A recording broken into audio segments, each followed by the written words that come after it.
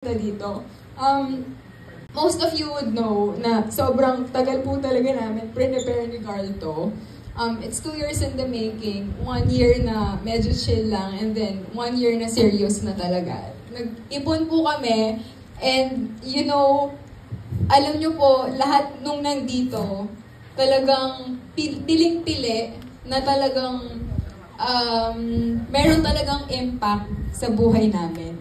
So sa lahat po ng mga nakapunta, thank you so much for the effort and for your time na kahit sobrang layo, talagang nag-effort po kayo na pumunta dito. Sa side po ni Carlo, sa side ko, si tita ko umuwi pa, si Kuya Alvin, MDC family, may Dabar, PMQS kay Carl, yung mga friends niya, yung mga galing pang Cebu, nag-fly pa straight from the work, nag-drive from here.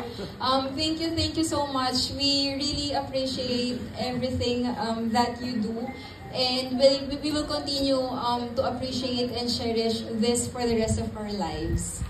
So, I'll make this quick po kasi I promised to everyone naman na 8, matatapos tayo. So, sobrang saya ko na na-achieve po natin yung timeline. So, first, of course, I'd like to thank my husband. Yeah.